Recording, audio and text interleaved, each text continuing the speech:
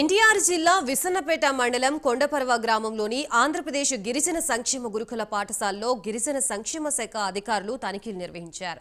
గిరిజన సంక్షేమ శాఖ డిప్యూటీ సెక్రటరీ అకాడమిక్ సుభాషిణి రాణి పాఠశాలలోని స్టోర్ రూమ్, డైనింగ్ హాల్, వంటశాలని పరిశీలించారు. గడువు ముగిసిన నిత్యావసర సరుకుల్ని వినియోగించవద్దని హాస్టల్ వార్డెన్కి సూచించారు. పాఠశాలలో వసతుల ఏర్పాటు, సౌకర్యాలు మెరుగుదలపై అవసరమైన పనులకు సంబంధించి ఉన్నత అధికారులకు నివేదిక సమర్పిస్తానని ఆమె తెలిపారు. ఆశ్రమ స్కూల్ 70 మంది ఎంతమంది సిక్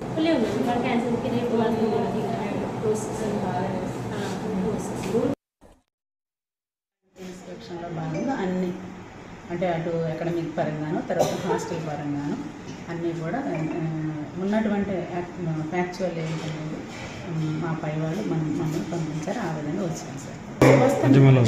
ఆ నిమిత్తమే అసలు ఒక్కసారి అన్నీ మీరు ఇన్స్టిట్యూషన్ చూసి దాంట్లో ఏమున్నాయో ఏమి లేవు, మనం ఇన్ఫ్రాస్ట్రక్చర్ ఏమి ఇవ్వాలి, మీరంతా ఆ రిపోర్ట్లు తీసుకుని వస్తే ఆ రిక్వైర్మెంట్లు అంటే మామూలుగా మన ఇన్స్టిట్యూషన్లో ఉన్నటువంటి యాక్చువల్ రిక్వైర్మెంట్లు ఏం కావాలో వాళ్ళకి తీసుకుని వస్తే మనం కూలంకషంగా వాటి మీద చర్చ చేసి మనం వాళ్ళ ప్రాబ్లమ్స్ని సాల్వ్ చేద్దాము అని చెప్పి మమ్మల్ని మేడం గారు వాళ్ళు పంపించారు.